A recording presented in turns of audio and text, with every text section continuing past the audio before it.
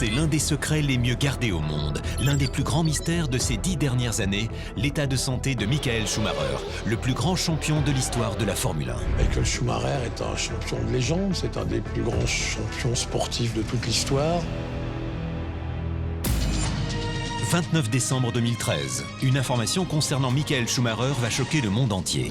Michael Schumacher dans un état grave ce soir après un accident de ski. Michael Schumacher, le pilote le plus titré de l'histoire de la Formule 1, est toujours dans un état critique ce soir. Le champion, qui a frôlé la mort plusieurs fois sur les circuits de Formule 1, a été victime d'un banal accident sur les pistes de ski. Michael Schumacher a pris des risques immenses pendant toute sa vie. Et puis là, une balade à ski, et on le retrouve dans l'état où il est. Là, c'est la tâche de la GoPro qui a amplifié ses blessures. C'est la faute à pas de chance, hein. Depuis ce tragique événement, quasiment aucune information ne fuite. Une véritable omerta s'est mise en place. Les journalistes du monde entier et les millions de fans du pilote veulent savoir. On aimerait que la famille soit claire avec l'état de santé de Michael Schumacher. La famille nous doit des explications. Dans ce documentaire, nous avons décidé de percer le mystère Schumacher à travers une enquête qui nous a menés aux 4 coins de l'Europe. Nous avons recueilli les témoignages d'experts et de proches de Schumacher qui nous feront des révélations exclusives sur le champion. Alors, que s'est-il réellement passé ce 29 décembre 2013 ? C'est sur cette bordure de piste que l'accident a eu lieu. Le traumatisme crânien, il est grave. Pourquoi le clan Schumacher ne fait-il fuiter aucune information ? Ce qui inquiète au plus haut point la famille, c'est de voir apparaître dans la presse qu'un Michael qui ne serait plus le Michael que l'on a vu. On veut éviter ça à tout prix. Quels sont les réels enjeux de cette affaire ? Schumacher est une cache-machine. On estime que l'organisation médicale qui a été érigée autour de Michael Schumacher coûte plusieurs dizaines de millions d'euros par année, hein. Michael Schumacher est aussi dur sur le circuit que discret en dehors. Mais alors, qui est-il réellement ? Son fameux surnom, c'était le Baron Rouge, hein, ce pilote un peu prêt à tout, avec un caractère pas très bienveillant. Et il est fâché, Schumacher. Donc il se calme, de l'accompagner. Il était froid, c'est pas le plus avenant. Depuis l'accident, sa femme Corina gère la situation d'une main de fer. Comment s'y prend-elle ? Corina a visiblement décidé de maîtriser toute la communication. Vous n'avez rien le droit de dire, sinon il vous tombe dessus. Un autre mystère entoure Michael Schumacher. Où vit-il réellement ? C'est le portal de la villa de Michael Schumacher. Tu vois les palmiers là-haut ? Ouais. C'est là-haut. Schumacher vit ici, aujourd'hui. Et surtout, dans quel état est réellement Michael Schumacher ? Est-ce que l'état de Michael peut faire peur ? Je serais le premier à dire oui. Je ne veux pas être pessimiste, mais je pense qu'il n'y a rien à faire. Est-ce qu'on a une chance de revoir Schumacher comme on l'a connu avant l'accident? Je crois pas. Quand je vois que pour beaucoup moins que ça, il y en a qui partent en Suisse se faire euthanasier. Toutes les réponses dans ce document en quête de vérité. Officiellement, rien n'a filtré. Officieusement, il y a eu des fuites. Mais bien sûr qu'il y a eu des fuites. Officieusement, bien sûr qu'il y a des fuites.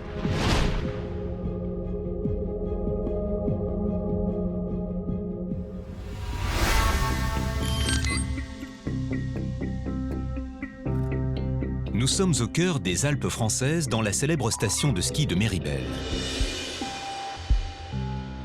C'est dans ce chalet luxueux que Michael Schumacher avait l'habitude de passer une partie de ses vacances d'hiver. Michael Schumacher, il avait une résidence à Méribel, hein. C'était un excellent skieur et il connaissait les pistes de la région tout à fait par cœur. Michael était un drogué d'adrénaline. C'était quelqu'un qui, partout, recherchait les sensations les plus fortes. Passionné de glisse, l'ex-champion de F1 se sentait comme chez lui à Méribel, comme s'en souvient Olivier, moniteur de ski, sur place le jour de l'accident. C'est quelqu'un qu'on croisait assez souvent dans certains bars ou certains restaurants, assez simples d'ailleurs, de la station de Méribel. Il était dit qu'il était prévu de faire son anniversaire dans un restaurant de la station. Il avait un majordome qui s'interposait tout le temps et qui organisait tout pour lui.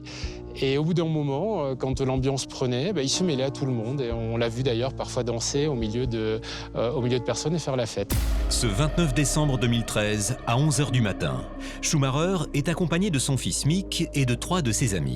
Ensemble, ils s'apprêtent à dévaler les pistes. Pour immortaliser ces moments, la star a décidé d'enfiler un casque muni d'une petite caméra. Le champion skie à une vitesse raisonnable d'environ 25 km/h. Mais il s'éloigne légèrement de la piste balisée, comme l'explique Luc Alphand, ancien champion de ski alpin. Dans une petite zone pas damé.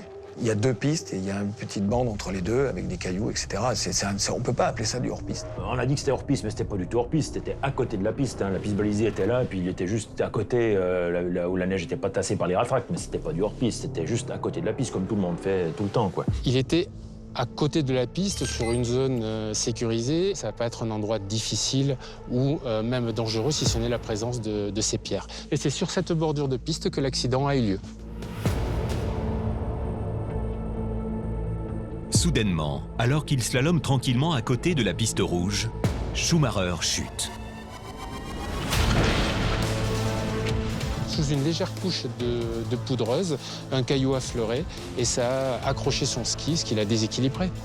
Il tape et vraiment pas vite, et c'est ça qui est rageant.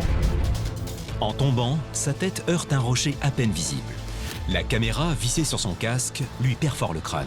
C'est la tâche de la GoPro qui a amplifié ses blessures. C'est la faute à pas de chance, hein, parce que bon, tout le monde skie avec une GoPro. C'est terrible cette situation. C'est ça qui lui a causé le problème, c'est le pied de caméra qui a transpercé le casque. Tomber en ski, c'est pas un gros choc. Hein. S'il n'avait pas eu le casque, ça aurait été mieux. Hein. Il faut bien comprendre qu'il y a le cerveau, il y a la boîte crânienne et le cerveau va aller frapper sur cette boîte crânienne. Et c'est ça qui fait qu'on ait un cerveau en bon état ou en mauvais état. Le traumatisme crânien, il est grave. En quelques secondes, la vie de Michael Schumacher vient de basculer. L'homme qui a pris d'immenses risques durant toute sa carrière va se retrouver plongé dans le coma à la suite d'une chute à ski des plus banales. C'est désolant de se dire on peut rouler toute sa carrière à 300 km/h. Et puis à 40, pas vite, il peut, comme il y a des gens qui malheureusement tombent dans l'escalier et se tuent dans un escalier. Donc voilà, c'est stupide et malheureux. C'est paradoxal parce que Michael Schumacher a pris des risques immenses pendant toute sa vie. Et puis là, une balade à ski, et on le retrouve dans l'état où il est. Quand on a un mec comme Michael Schumacher, qui est une star mondiale, qui est en pré-retraite il n'avait même pas 40 ans, et puis qui a un accident le plus idiot de sa vie, alors qu'il a risqué sa vie chaque seconde, à chaque fois qu'il montait dans sa voiture, c'est une injustice énorme. Quelques minutes après l'accident, les secours arrivent sur place. Et il y avait un attroupement de personnes un petit peu plus bas. Très sincèrement, on n'a pas pu avoir connaissance de la gravité de l'accident jusqu'à ce quand même que l'hélicoptère arrive pour l'amener, pour l'évacuer. Très vite, l'information fait le tour de la planète. L'accident de Schumacher est à la une des journaux télévisés du monde entier. Michael Schumacher dans un état grave ce soir après un accident de ski. Le pilote le plus titré de l'histoire de la Formule 1 est à l'hôpital. Michael Schumacher, le pilote le plus titré de l'histoire de la Formule 1, est toujours dans un état critique ce soir. Je me rappelle très bien de cette annonce du 29 décembre où on a tous appris que Michael avait eu cet accident de ski. Et là, toutes les chaînes de télévision avaient délégué leurs spécialistes les plus costauds. Une terrible nouvelle pour les millions de fans du pilote. Certains d'entre eux, venus des 4 coins du monde, ont même fait le déplacement jusqu'à Grenoble, où Schumacher a été hospitalisé pour rendre hommage à leur idole.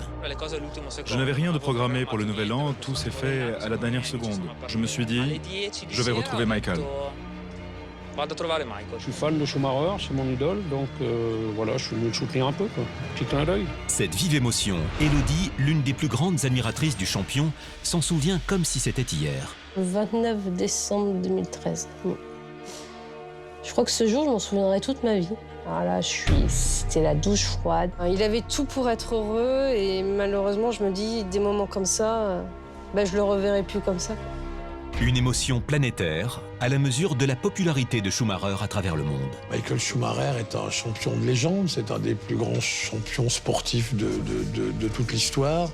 C'est la plus grande légende de la Formule 1, c'est titre de champion du monde. Ferrari, le rouge Ferrari, l'Italie. Michael Schumacher a tellement marqué de son empreinte l'histoire du sport et de la Formule 1 que, immanquablement, il y a un intérêt soutenu. Au CHU de Grenoble, si la situation semble très préoccupante, personne ne connaît réellement la gravité des blessures du champion. Il faut dire que dès les premiers instants, son entourage fait tout pour qu'aucune information ne fuite. C'est le début de l'omerta autour de l'état de santé du champion. Au début, on ne savait pas exactement dans quel état il serait. Les informations étaient contradictoires, enfin, on ne savait pas très bien ce qui allait se passer. La famille a voulu protéger tout ça. C'est très difficile de protéger tout ça quand vous avez toutes ces caméras en bas de l'hôpital. Dès les premières heures, toute une toile d'araignée s'est bien mise en route autour de Schumacher. Tout a été fait pour qu'il soit excessivement protégé, pour que la com soit gérée au millimètre. On sent tout de suite qu'il y a une communication qui va être très, très millimétrée et cornaquée, surtout. Derrière cette communication millimétrée se cachent deux femmes, Corinna Schumacher, la compagne du champion depuis 1995, et Sabine Keim, une ex-journaliste devenue l'attachée de presse personnelle de Schumacher. C'est elle qui s'exprimera la première sur la situation quelques heures après l'accident. Ce que je peux vous dire aujourd'hui, c'est qu'on s'est occupé attentivement de Michael toute la nuit et que sa situation est stable ce matin comme elle l'a été au cours de la nuit. Elle est redoutable, hein. Elle est pire qu'une horde de pitbull. Vous saurez rien avec Sabine. Je la connais bien, Sabine Keim, mais on ne peut rien savoir, elle ne veut rien dire. Et ça, c'est Corinna qui décide. Et Sabine applique ce que Corinna décide. Il y avait forcément la presse, les télévisions, tous les médias du monde entier étaient là. Le but essentiel, l'objectif essentiel, c'était d'éviter les paparazzis. Voilà, c'était ça, et ça l'est encore maintenant, d'ailleurs. Impossible donc d'obtenir la moindre information sur le pilote, et encore moins de l'approcher, même pour ses amis les plus proches, comme s'en souvient l'ex-pilote de F1, Philippe Streiff. Quand j'ai essayé de voir Michael Schumacher, j'ai même pas pu voir, j'ai vu que sa femme, Corinna, qui était là. Bon, au moment où j'ai baissé ma vis, tous les micros et les caméras sont précipités, ça a été diffusé. Et j'ai rien dit de mal, j'ai dit que c'était un sportif, qu'il s'en sortirait peut-être mieux qu'une autre personne, qu'il était en bonne forme. J'ai essayé de donner du courage à Corinna, que je connais bien, et ses enfants, pour qu'ils aient le courage de tenir, d'encourager Michael dès qu'il sortira du coma. Et je suis sûr que de toute façon, il a le mental pour s'en sortir. On ne sait pas si c'est si grave à l'époque, hein, quand j'ai parlé d'ailleurs. Et je pensais réellement qu'il s'en sortirait mieux que ça. Car quelques heures plus tard, les premières informations sur l'état de santé de Schumacher tombent. Et elles ne sont pas bonnes. Son état neurologique s'est dégradé rapidement. Il a dû être transporté par hélicoptère rapidement sur l'hôpital de Grenoble. Nous avons constaté d'un point de vue clinique qu'il était en situation grave, de coma. Nous l'avons opéré en urgence pour évacuer les hématomes intracrâniens. Pour le moment, on ne peut pas se prononcer sur le devenir de Michael Schumacher. Une attachée de presse qui ne laisse rien filtrer d'un côté, de l'autre des médecins très inquiets et peu rassurants. Une communication pour le moins hasardeuse dans une situation de crise. Donc on a vu qu'on était dans une espèce de négociation entre la pression médiatique, il fallait des conférences de presse, il fallait donner des informations, et quand même le respect du secret médical, et puis de l'intimité, et puis du droit fondamental du patient. Et finalement, ces conférences de presse étaient là pour donner un peu une espèce de sas de décompression. On relâche un petit peu la pression pour donner quelques informations. Néanmoins, une chose est sûre, Michael Schumacher est dans un état grave. Mais alors ce drame aurait-il pu être évité? Et y a-t-il des responsables?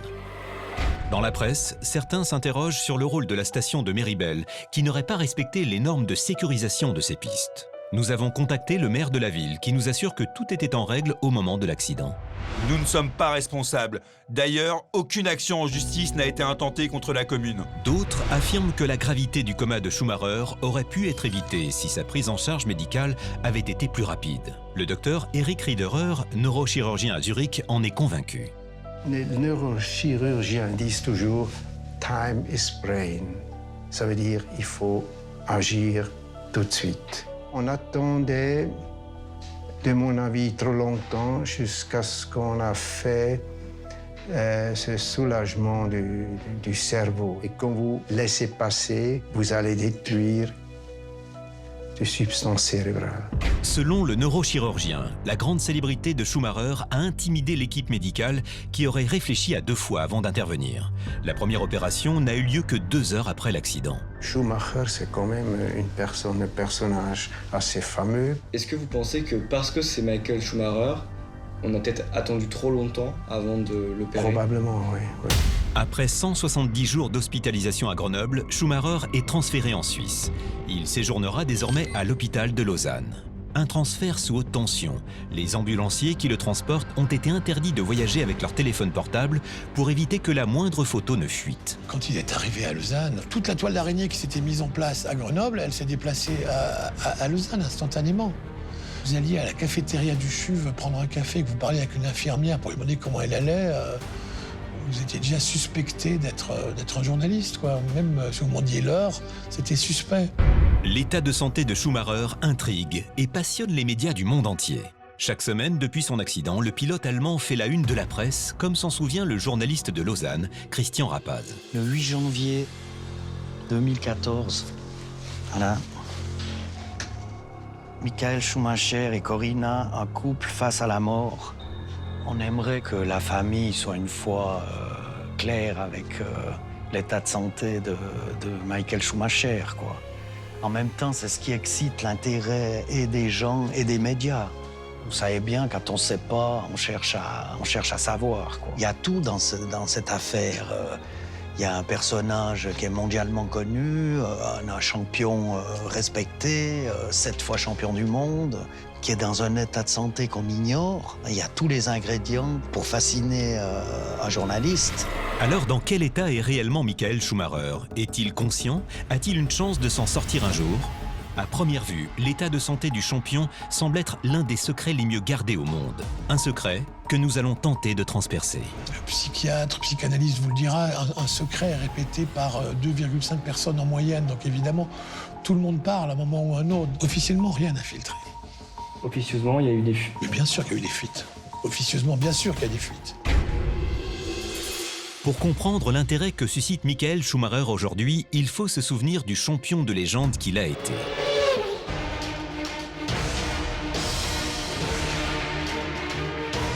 « 91 victoires en Grand Prix et 7 titres de champion du monde de Formule 1. »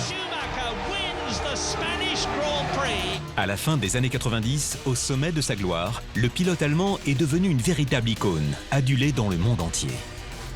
Michael Schumacher, c'est un champion d'exception, comme un Federer au tennis, comme un Marcel Hirscher dans le ski alpin. Michael est le plus grand pilote automobile de tous les temps. Il a plus de 90 victoires, 91. Il est devenu une légende absolue, 7 titres de champion du monde, record à ce jour, toujours pas battu. Mais c'est clair que Michael a marqué l'histoire avec un grand H, c'est sûr. Pour marquer l'histoire de la course automobile, ce véritable passionné n'a jamais calculé les risques qu'il prenait sur les circuits. Quand vous êtes dans votre élément, quand vous êtes en bagarre en piste, quand vous êtes roue contre roue, je sais alors très bien ce que je fais et je ne pense pas au risque. C'est simplement ce que j'aime faire, ce pourquoi je vis et ce qui me passionne. Mais alors, d'où vient le phénomène Schumacher? Comment est-il arrivé au sommet? Michael Schumacher est né en 1969 dans une petite ville allemande près de Cologne. Il est d'une origine très modeste. Son père avait une piste de karting. Quand vos parents tiennent une piste de karting, la maman tient la cantine, le papa tient la piste, vous êtes un peu prédestiné à tout le temps tourner. Et puis le karting commençait, c'est le b.a.-ba du pilotage. Ses origines modestes, Schumacher ne les oubliera jamais. Malgré son immense fortune, il a toujours fait très attention à ses dépenses. Il y a quelques anecdotes comme ça qui sont un peu rigolotes. Un coup, un journaliste allemand l'interview, il lui dit « Est-ce que vous savez toujours ce que vaut l'argent? Est-ce que vous savez combien coûte un litre de lait, etc. » Puis il répond « Ouais, moi je surveille, je vais faire les courses moi-même. Et puis d'ailleurs, je trouve qu'en Suisse, il habitait en Suisse à ce moment-là, à Bufflan-le-Château, il dit « Je trouve que la vie en Suisse est un peu chère, donc les confitures, quand je dois acheter la confiture, je vais l'acheter en Allemagne, chez Aldi, parce que c'est moins cher qu'en Suisse. » Bon, pour quelqu'un qui gagne quand même quelques centaines de millions par année, c'était curieux. Et donc l'article est paru comme ça. Et c'est pour vous dire tout ça qu'il savait la valeur de l'argent. Pour lui, 1 euro était 1 euro. En 1988, le jeune Michael est âgé de 19 ans lorsqu'il va faire une rencontre déterminante pour sa carrière. Il a rencontré un monsieur qui a financé sa carrière, Willy Weber, il était son manager. On l'appelait en Formule 1 Monsieur 20%, parce qu'il était connu dans les contrats que Willy Weber prenait 20% de tout ce que Michael Schumacher gagnait. Willy Weber a financé la saison de Formule 3 de Michael, et cette saison de Formule 3 a été un succès, ça s'est enchaîné, c'est arrivé jusqu'en Formule 1, et là, ça a commencé à rapporter. Donc jusque-là, Willy Weber a investi.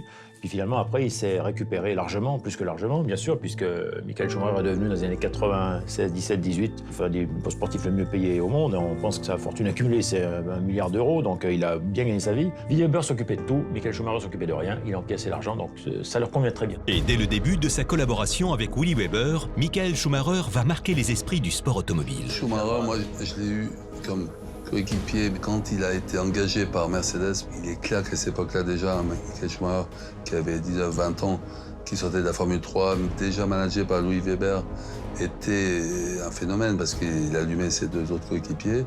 Et nous, on s'est dit qui c'est ce jeune petit Allemand qui va plus vite que nous. Un prodige de la course automobile qui va tout faire pour devenir le numéro 1, quitte à jouer des coudes.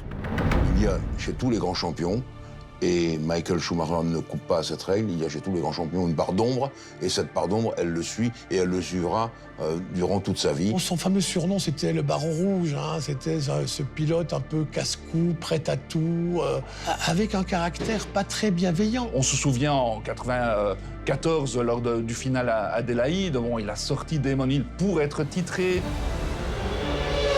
1994, dernier Grand Prix de la saison en Australie. Schumacher est à quelques tours de remporter son premier titre de champion du monde. Et sur ces images, pour décrocher la victoire, on le voit clairement percuter sans pitié son concurrent Damon Hill, qui devra abandonner un tour plus tard à cause d'une crevaison due au choc. Pour arriver à ce niveau, il ne faut pas avoir froid aux yeux, il faut être un tueur. Comme les Anglais disent, il faut être un killer. Et il était un killer. Un compétiteur au caractère bien trempé. Son tempérament de feu lui a parfois joué des tours, comme ici lorsqu'il rentre dans une colère noire contre David Coulthard, qui l'a privé de victoire en le percutant. Oh là là! Et voilà. Ils se sont accrochés! Ils se sont accrochés! Quel drame! C'est fini, Schumacher sur 3 roues! C'est fini! Quel drame pour Schumacher! Certainement, Coulthard l'a vu, il a levé le pied pour laisser passer. Vous avez vu dans ces trompes d'eau, quand on est derrière, on ne peut pas voir l'arrêt de la voiture. Et c'est la catastrophe chez Ferrari. Ah oui, complètement. Schumacher sur 3 roues. Et il continue. Et il continue sur 3 roues. Oui, c'est extraordinaire. C'est incroyable. Le tricycle rouge. Ça précipite la défaite de Schumacher. Et il n'y a plus de porte-voyou. Et il est fâché, Schumacher. Il est sorti du garage, il va chez McLaren, regardez. Il va chez McLaren, voilà. Il faut qu'il se calme, essaie de l'accompagner. Il va pas chez... Si, il va chez McLaren. Oui, je peux vous dire qu'il va chez McLaren. Il va voir Coulthard. Il n'a pas besoin de gagner. On essaie de le rattraper pour le calmer. Oui, Stefano Domenicali essaye de le rattraper. Et voilà Coulthard, voilà l'explication entre les deux hommes. Alors on est en train de les séparer. Schumacher, c'est le bad boy. Mais vous savez, comme moi, que sur le plan sportif maintenant, les bad boys, c'est toujours quelque chose d'important pour les médias et finalement pour tout ce que ça représente dans le sport. Mais Michael Schumacher était-il un autre homme en dehors des circuits? Quelle était sa personnalité? Luc Alphand se souvient de ses rencontres avec le Baron Rouge. Moi, je l'ai croisé 4-5 fois, à serrer la main, discuter. Il était froid, un peu germanique de premier abord. C'est pas le plus avenant, c'était pas sa marque de fabrique, je pense. Par contre, c'était une machine. Michael Schumacher est donc une superstar mondiale qui a construit sa légende grâce à son talent et à son caractère bien trempé. Une personnalité controversée qui ne l'a pourtant pas empêché de séduire des millions de fans à travers le monde. Aujourd'hui, ces mêmes fans exigent d'en savoir plus sur l'état de santé de leur idole. J'aimerais bien avoir des nouvelles, mais des nouvelles significatives. La famille nous doit des explications sur l'état de santé de Michael. C'est inacceptable de ne pas savoir à l'heure actuelle comment il est. Pour les fans du champion et même pour l'opinion publique mondiale, l'omerta autour de la santé de Schumacher n'est plus acceptable. Alors, comment percer ce mystère? Dans quel état se trouve réellement le champion? Pour le savoir, direction Lausanne, en Suisse. C'est ici que le pilote a été hospitalisé pendant plusieurs semaines. Un événement massivement suivi par les médias locaux. On a fait une douzaine, entre 12 et 15 couvertures ces dernières années. Sur la une, c'est Michael Schumacher, pourquoi tant de secrets? Christian Rapaz, journaliste à l'hebdomadaire suisse L'Illustré, a accepté de répondre à nos questions, même si pour les journalistes, il est très compliqué et dangereux de parler publiquement de l'état de santé de Schumacher. Je savais que j'allais être très prudent, c'est d'ailleurs ce qu'on nous demande dans la maison, parce que la famille tient à la confidentialité de la convalescence de Michael Schumacher, et ils ont une armada d'avocats quand même qui veillent. Car depuis quelques années, la moindre fuite médiatique sur la santé de Schumacher peut faire l'objet de poursuites judiciaires. En 2017, le magazine Bunte a été condamné à payer 50 000 € de dédommagement à la famille parce qu'ils avaient affirmé faussement que Schumacher pouvait remarcher. Les questions sur l'état de santé de Schumacher virent à l'obsession et auraient même fait l'objet de scandales aux conséquences dramatiques. Il y a effectivement ce dossier médical volé par un employé de la Rega qui s'est suicidé ensuite en prison et qui avait réussi à subtiliser le dossier médical et qui a essayé visiblement de le monnayer. Il y a l'autre histoire de ces photos qui auraient été prises à Gland par un employé indélicat qu'on aurait tenté de négocier pour 1 million d'euros ou de livres sterling. C'est complètement fou de se dire que quand un journal reçoit des photos de Michael Schumacher aujourd'hui, la première chose que fait le journal, c'est d'appeler les avocats ou la famille de Michael Schumacher pour leur dire « Dis donc, on m'a proposé pour 1 million ». Ça défie toutes les lois de la presse. C'est du jamais vu. C'est donc une véritable omerta qui s'est installée autour de l'état de Schumacher. Une communication verrouillée par ses proches, à commencer par sa femme Corinna. Depuis le jour de l'accident, le clan, et Corinna en particulier, a visiblement décidé de maîtriser toute la communication. Depuis lors, il y a un blackout total sur l'état de santé. On a droit à des petites phrases de temps en temps de Corinna, des messages d'espoir. Exemple d'une des rares prises de parole du clan Schumacher sur l'état de santé du champion. Le 26 décembre 2019, à quelques jours du 50e anniversaire de son mari, Corinna décide de s'exprimer en publiant un message plein d'espoir sur les réseaux sociaux. Les grandes choses commencent toujours par de petites étapes. Ensemble, nous sommes plus forts. Un autre proche de Schumacher donne également de ses nouvelles régulièrement. Il s'agit de Jean Todt, ancien patron de Ferrari et aujourd'hui président de la Fédération internationale de F1. En 2018, voici ce qu'il affirme dans un magazine allemand. Je suis toujours très prudent quand je dis quelque chose à son sujet, mais il est vrai que j'ai regardé le Grand Prix du Brésil en Suisse aux côtés de Michael. Quand Jean Todt dit qu'il a vu un Grand Prix avec Michael Schumacher, c'est vrai, il a dû voir un Grand Prix avec Michael Schumacher. Maintenant, l'histoire ne dit pas, et c'est normal, dans quel état il était, est-ce qu'ils ont fait une hola tous les deux. Mais c'est lourd de sens. J'ai vu un Grand Prix avec Michael Schumacher, c'est-à-dire que Michael l'a peut-être reconnu, il a regardé, donc ça veut dire qu'il voit, ça veut dire qu'il est éveillé. On a du mal à voir un Grand Prix avec quelqu'un qui est dans le coma. Ces nouvelles plutôt vagues, données par ses proches, se veulent rassurantes et porteuses d'espoir. Mais sur le strict plan médical, quelle est la position du clan Schumacher? À ce qu'on sait, depuis 2016, de la bouche de l'avocat de la famille, Félix Dam, il a confié que Schumacher ne pouvait pas marcher ni se tenir debout tout seul, pas même avec l'aide des médecins. Voilà. Officiellement, on ne peut dire que ça sur l'état de santé de Michael Schumacher sans risque de procès et de poursuite. Et depuis plus rien, et je ne peux rien vous dire d'autre non plus, parce que si je vous le dis, je m'expose à des poursuites. Alors comment analyser ce silence assourdissant de la part de la famille Schumacher? Ne pas parler, c'est soit ne rien avoir à dire, soit cacher la vérité. C'est incroyable. Jamais on a vu, je crois, un silence durer aussi longtemps. Je comprends complètement sa femme et sa famille de vouloir le protéger, mais il faut comprendre aussi que Michael Schumacher, c'est pas n'importe qui. C'est quelqu'un qui a un public inouï, dans le monde entier. Pour une fois, je trouve que c'est plutôt assez intéressant. On sent pas quelque chose d'assez vicelard ou pervers, ou graveleux ou voyeur. C'est vraiment des fans qui ont envie d'avoir des nouvelles de lui. Pour l'instant, le silence est d'or. Mais attention, l'or va devenir du cuivre et puis va devenir du fer blanc. L'état de santé de Schumacher, un secret de polichinelle que tout le monde refuse d'aborder en public. Mais lors de cette enquête, les témoins, proches de Schumacher, sont en mesure de nous faire enfin des révélations exclusives sur la santé du pilote. Là, il est dans un état végétatif, il ne parle pas, il ne reconnaît personne. Michael serait dans un coma végétatif. Mais qu'est-ce que cela signifie sur le plan médical ? Vous gardez vos fonctions végétatives, c'est-à-dire vous gardez des réflexes. Vous gardez les réflexes de pleurer, par exemple. Vous gardez des réflexes de déglutition, d'avaler votre salive. Vous gardez votre respiration. On se rappelle de l'affaire de M. Vincent Lambert, qui était dans un état qui pourrait peut-être être assimilé au cas de monsieur Schumacher. Si je voulais prendre une comparaison horrible, mais c'est ce qu'il y a souvent dans le jargon médical, on disait un état de plante verte. L'ancien pilote Philippe Streiff, qui a lui aussi subi un grave accident, a accepté de nous dire sa vérité sur l'état de santé de son ami. Michael Schumacher doit être dans son lit, dans un état déplorable. Il paraît qu'il a perdu beaucoup de kilos. Moi, pour la famille, je vois pas l'intérêt de garder un mari ou un père handicapé comme ça. Quand je vois que pour beaucoup moins que ça, il y en a qui partent en Suisse ou en Belgique où c'est autorisé de se faire suicider, enfin l'euthanasie. Je ne veux pas être pessimiste, mais je pense qu'il n'y a rien à faire. On imagine que sa vie va se terminer un jour prochain parce que son corps sera trop faible. À en croire ces informations, le cas de Michael Schumacher serait désespéré. Direction Zurich, où le docteur Riederer, un neurochirurgien spécialisé dans les accidents de ce type, ne va pas se montrer plus rassurant. Je pense qu'il est dans un état végétatif.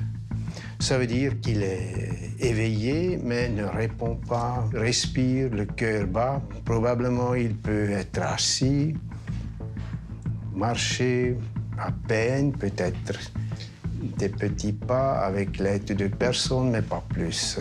Je crois que ça, c'est le maximum. Est-ce qu'on a une chance de revoir Schumacher comme on l'a connu avant l'accident? Je crois pas, non. Je vraiment pas. Personne ou presque n'a vu Michael Schumacher depuis plus de 6 ans. Une chose est sûre, son apparence physique a dû drastiquement changer et il ne doit plus ressembler au champion que l'on a connu.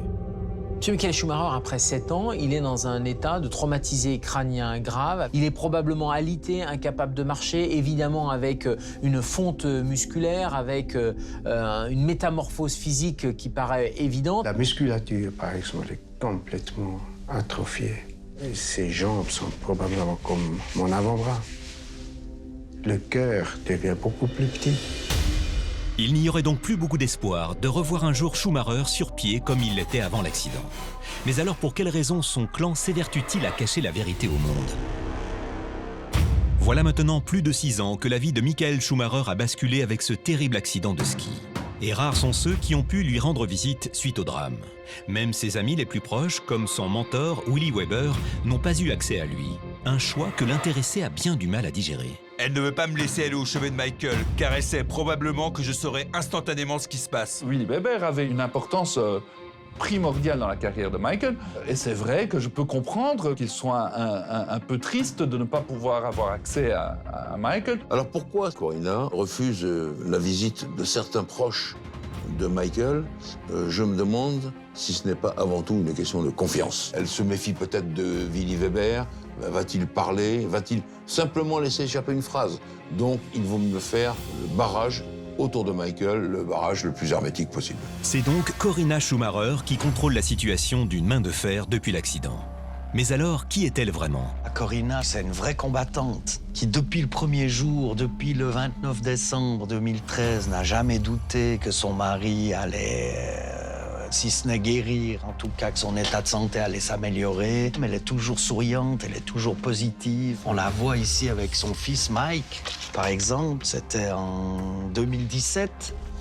Donc, à voir cette photo, on n'imagine pas le drame qu'il y a derrière, hein. Parents de 2 enfants, Michael et Corina semblent être un couple idéal.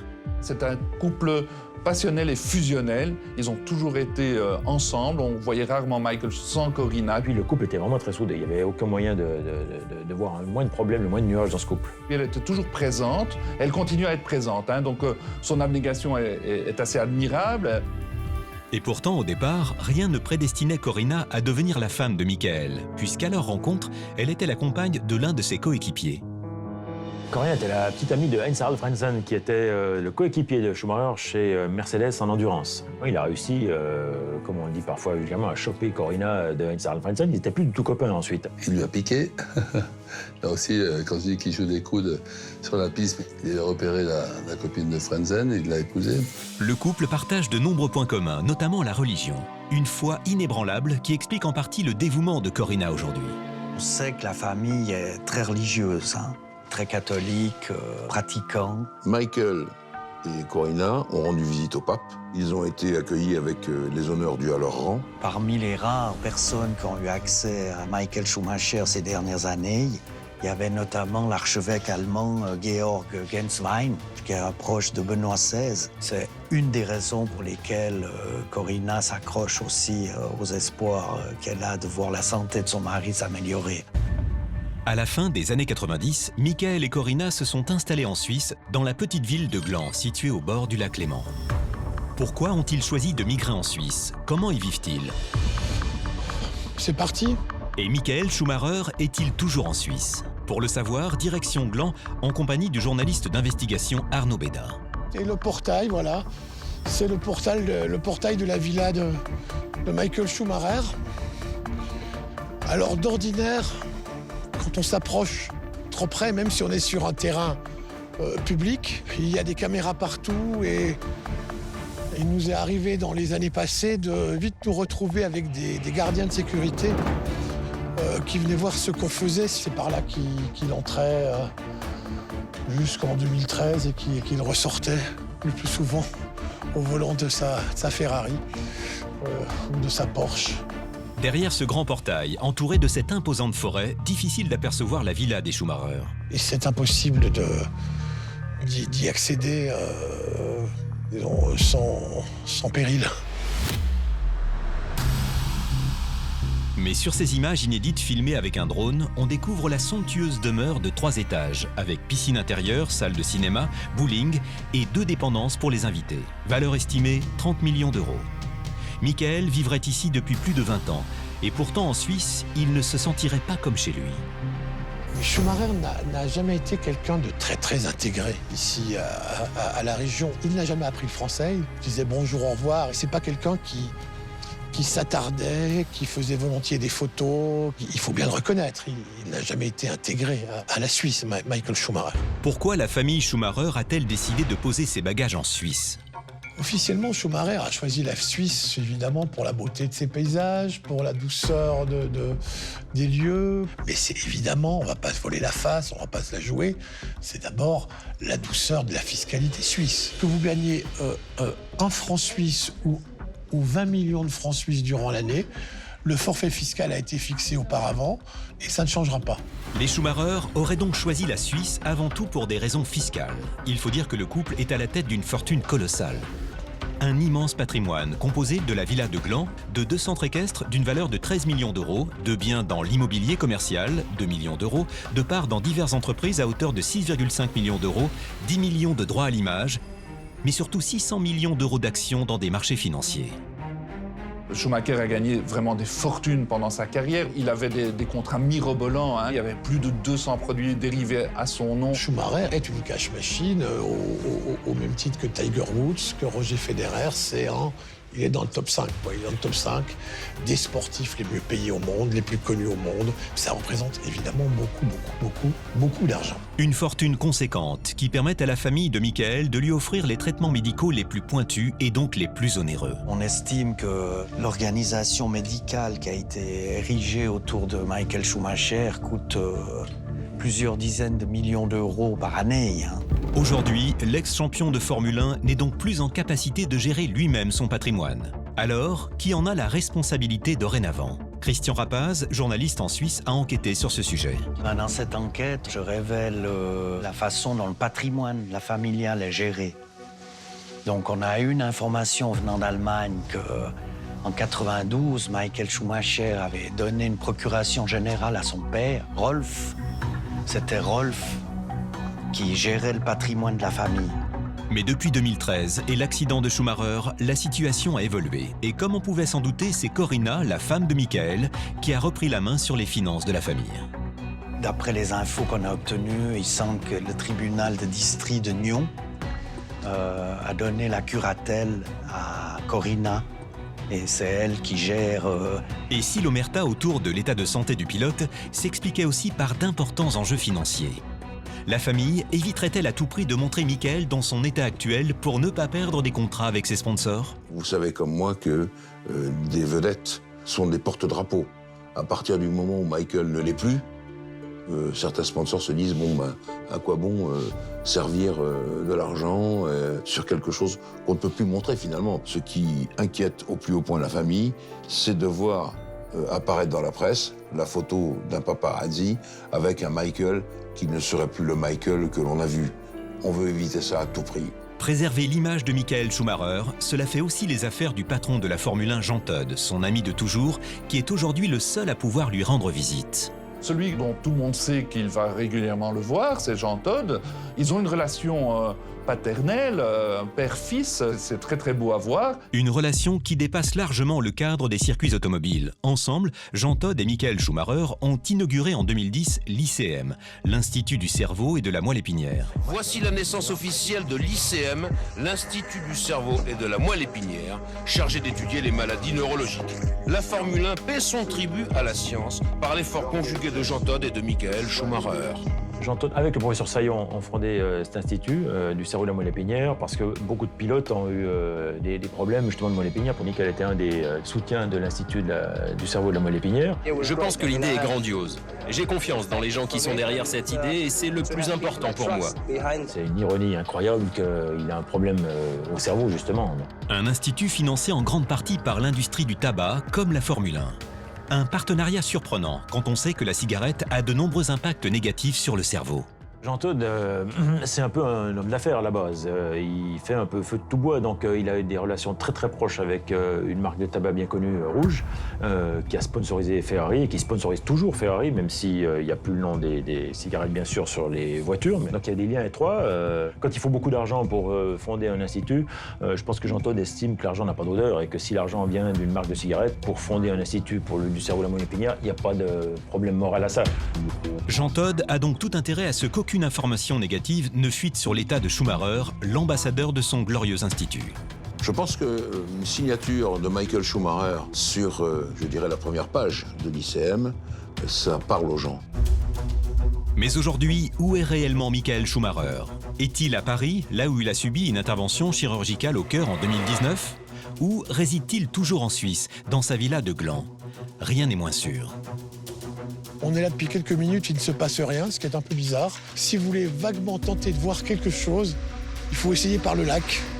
Nous décidons d'embarquer sur un bateau discret pour tenter de voir de plus près si la villa de Schumacher est habitée.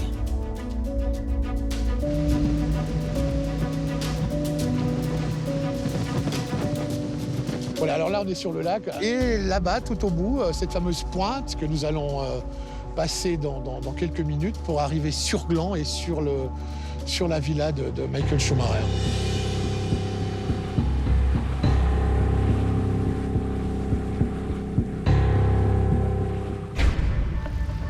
On y arrive, ouais, c'est là derrière. Ça va être derrière, là.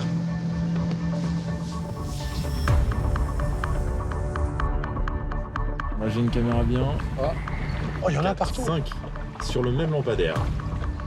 Une fois sur place, la villa semble désertée. Il n'y a pas une lumière, il n'y a rien. Il n'y a pas une seule lumière dans cette villa, il n'y a pas de mouvement, il n'y a rien du tout. Vous pouvez apercevoir aussi énormément de caméras de surveillance. Donc c'est un endroit très très très surveillé. Mais ce qui est étonnant, c'est qu'on n'a pas âme qui vivent dans cette villa aujourd'hui. Il fait assez sombre.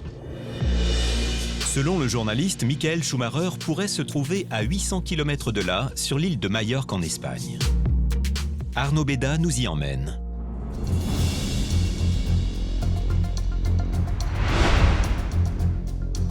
Quel intérêt aurait la famille Schumacher à s'installer ici, à Majorque? C'est ici que les Schumacher ont une histoire de cœur depuis plusieurs années. Michael, Corinna, les enfants. Disons, ça a été avant l'accident le lieu de rassemblement des amis de Michael. Tout le monde se retrouvait ici l'été principalement, faisait du bateau, du jet ski. C'est la station de milliardaires, de millionnaires huppés. C'est un petit Saint-Tropez majorquin. Il est dans un village, dans une station qu'il connaît bien. Donc la famille espère que peut-être, au contact de ce lieu, Michael retrouvera quelques sensations, quelques émotions. En 2018, Corinna Schumacher y a acheté pour 30 millions d'euros une luxueuse villa appartenant à Florentino Pérez, le président du Real Madrid. Officiellement, il s'agissait d'une maison de vacances dans laquelle Michael ne devait pas résider jusqu'à ce qu'Arnaud Béda mène l'enquête. Il y a eu en fin 2018 une information donnée par Sabine Kem, la porte-parole de la famille Schumacher, informant que Corinna Schumacher avait acheté une villa ici à Andratx pour ses vacances et pour les vacances de ses enfants. On s'est rendu compte assez vite en fait qu'elle a acheté une villa aussi pour son mari, pour Michael. Et j'arrive à Andratx et je vais un peu me balader sur le port. Finalement, j'arrive à la mairie du village. Madame le maire me reçoit très gentiment. Et je lui dis, ben, vous en avez de la chance, vous allez avoir Corinna et les enfants. Moi, je pars comme ça. Je ne parle pas de Michael. Puis il dit, oui. Puis d'ailleurs, on attend Michael. Je dis, quoi? Vous attendez Michael? Ben oui, Michael va venir aussi. Elle me révèle que la police est au courant, qu'ils sont en train de négocier le transfert, que du personnel médical est recherché sur l'île pour assurer le suivi. Je rentre à la rédaction, je fais le papier. Tout de suite, le lendemain, un démenti de la famille Schumacher pour dire Michael ne va pas s'installer en Espagne. Et après le démenti de la famille Schumacher, il y a parallèlement un démenti de la municipalité d'Andratx. Le conseil municipal écrit la citation qu'il y a dans l'article provient probablement d'une erreur de traduction. Le problème de taille, c'est que Madame le maire d'Andratx, elle est bretonne. Et elle parle français comme vous et moi. Donc moi, je veux bien une erreur de traduction, mais elle ne m'a pas parlé en breton. Et la preuve que Michael Schumacher serait installé à Majorque n'a pas tardé à arriver. La révélation nous vient d'un journal allemand qui a publié des photos volées prises à l'aide d'un drone où on apercevrait Schumacher. C'est des photos où on voit un personnage avec un parapluie. Par plein soleil, c'est pas pour faire de l'ombre, mais c'est justement pour éviter qu'on photographie Michael depuis le ciel. On voit une infirmière avec un masque chirurgical. On voit Corina qui regarde en l'air et on voit un personnage sur une chaise roulante, pas assis, mais légèrement debout, incliné. Et on voit un corps qui est possiblement et très probablement celui de Michael. Des clichés pris au-dessus de la fameuse villa située sur les hauteurs de Majorque. Je vais te montrer, tu vois, voilà, donc c'est tout là-haut. Tu vois les palmiers là-haut? Ouais. C'est là-haut. C'est là-haut. C'est là-haut. Donc les palmiers, c'est là, c'est là-haut. Là, on voit très très bien où se trouve la villa de Michael Schumacher. Vous avez ces rochers très apparents. Vous montez un tout petit peu, vous avez un mur en pierre sèche, des fils de fer barbelés. Vous montez encore un tout petit peu et vous avez ces palmiers majestueux. La villa est exactement là. Donc, imprenable. Nous décidons de gravir la colline et de nous rendre devant la fameuse villa. Voilà. Schumacher vit ici, aujourd'hui.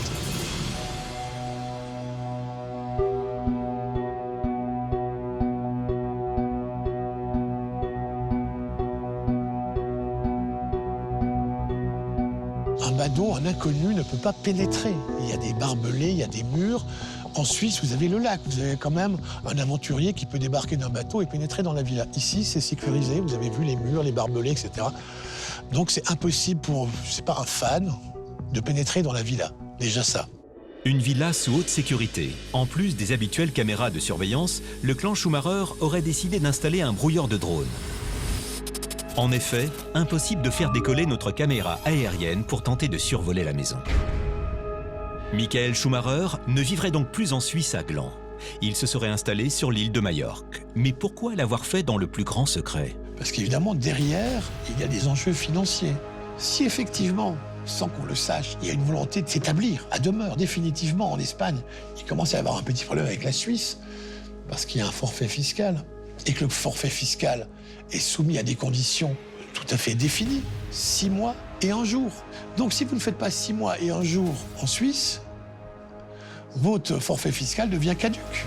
Pour continuer à sauvegarder la colossale fortune des Schumacher, il existe une autre solution au sein du clan. Car dans la famille du champion aujourd'hui, tous les espoirs de faire briller le nom de Schumacher en Formule 1 ne sont pas perdus. Il existe une autre personne capable de porter l'héritage sportif, financier et médiatique de Michael Schumacher, son fils Mick. Cette mise en lumière du fils remet un coup de projecteur sur son père et relance les questions sur son état de santé. C'est compliqué pour eux de garder cette omerta, cette loi du silence sur ce qui se passe autour du père, alors que maintenant ils vont essayer de pousser la carrière de Mick, qui peut-être un jour sera pilote Ferrari lui aussi. Cette saison, Mick n'évolue encore qu'en Formule 2, la deuxième division de la Formule 1. Mais son ambition et celle de la famille est de refaire briller le nom Schumacher sur la scène de la Formule 1. Un sacré challenge pour le jeune Mick. Je pense que c'est l'espoir de la famille, du clan, que Mike reprenne le flambeau. Ça donnerait encore une dimension supplémentaire à cette légende, hein, ça c'est sûr et certain. Si on veut que l'image de Schumacher perdure, il faut que le fils puisse reprendre la voie du père. Si demain le fils est un grand champion, on n'aura plus besoin de la mémoire de Schumacher. Mais pour l'instant, il fait le lien entre les deux carrières. C'est ça qui est très important. L'intérêt de tout ça, c'est protéger le business de la famille. Problème pour les Schumacher, si Mick n'est pas au niveau, cela pourrait entacher l'image de son père et mettre à mal le business familial. Il a une pression extraordinairement grande parce que son papa était le pilote le plus titré de tous les temps. On lui demande de tenir son rang, mais sinon d'ailleurs les sponsors ne le gardent pas. Quand on s'appelle Schumacher et qu'on prend un volant, c'est pas n'importe qui. Il y a peu de noms comme ça qui vous donnent une pression. Ça, c'est la difficulté des jeunes pilotes avec un père. Je dirais si encombrant, du point de vue du nom, c'est la difficulté, c'est de se faire un prénom. On ne lui demande pas de devenir son père, mais c'est un handicap s'il n'est pas champion. Une histoire qui s'écrit pour l'instant en pointillé. Le jeune pilote effectue des débuts timides, loin des premières performances époustouflantes de son père au même âge. Pour être aussi bon que son père, il faut être quasiment un extraterrestre. Et pour l'instant, on a vu un pilote qui était beaucoup plus laborieux. En F2, Il a terminé 12e du championnat cette année, donc s'il avait été un kidam, il y aurait personne qui parlerait de lui. C'est pas extraordinaire de 12e du championnat. C'est des débuts un peu en demi-teinte. On va dire que c'est pas raté, mais c'est pas non plus le génie qu'on aurait pu attendre. S'il rate la saison de Formule 2 2020, on va plus entendre parler de Mick Schumacher, ce sera terminé. Donc là, il a encore plus de pression parce qu'il a plus qu'une année pour séduire. Pourtant, du côté du clan Schumacher, on veut y croire. L'intérêt de la famille est évidemment que Mick arrive à se faire un prénom en Formule 1. Et tout est mis en place pour qu'il suive les glorieuses traces de son père. Il a accès au meilleur matériel, vu qu'il porte le nom de Schumacher, il a tous les sponsors, les meilleurs ingénieurs, les meilleures écuries à sa disposition. D'ailleurs, Ferrari, non pas sur ses résultats, mais Ferrari l'a pris dans sa Ferrari Academy. Il y a quelques sponsors identiques qui ont suivi, qui suivent toujours cette famille. Mais ça ne veut pas dire que ça va durer sur le long terme. S'il n'est pas aussi bon que son père, les gens vont vite être déçus et les sponsors ont vite s'en aller. Même si Mick ne semble pas encore prêt à reprendre le flambeau de son père, les fans, eux, ne demandent qu'à y croire et ont déjà transféré l'amour qu'ils portaient à Michael sur le fils. Mick, pour moi, c'est Schumi Junior. Son regard, c'est son père. La casquette des 7 titres, tout premier autographe de Michael et tout premier autographe de Mick. Non, le père, le fils, les deux autographes sur la même casquette. Ça, je trouve ça phénoménal. Mick, le jour où il vient en Formule 1, ce sera mon pilote. Je recommencerai comme à la belle époque avec Michael. Voilà, un Schumacher. Mick représenterait donc le dernier espoir de la famille Schumacher. En ce qui concerne l'omerta sur l'état de santé de Michael, les derniers signaux ne poussent pas à l'optimisme. La famille garde toutes les informations, il ne veut rien donner. Moi, je pense qu'il ne va plus rien se passer. On va suivre la carrière de Mick. J'espère que pour lui, qu'il arrivera à faire une belle carrière. Et puis, on va petit à petit passer à la suite et puis s'occuper plus des autres pilotes qui vont venir après Michael Schumacher. Et puis, Michael Schumacher restera comme Ayrton Senna, comme Fangio, restera dans le panthéon du sport automobile.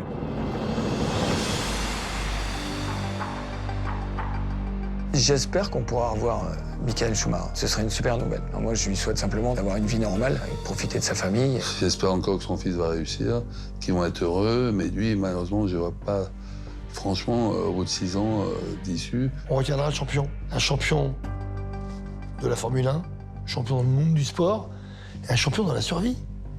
Parce que pendant 7 ans, il se sera, ou 8 ans, il espère 12 ans ou 15 ans ou plus, mais il se sera battu. Revoir Michael, ce serait vraiment formidable. La médecine fait des progrès exceptionnels. On peut trouver un jour la solution et faire qu'il ne soit plus ce qu'il est. Et j'espère un jour que Michael, il nous donnera des nouvelles. S'il est en vie et qu'il arrive à s'exprimer un jour, c'est qu'à faire coucou à ses fans, ce sera un grand, grand bonheur. Si j'ai un message à Michael Schumacher, oui. Bon courage, bonne chance et sois fort. Voilà, comme tu as tout le temps été fort.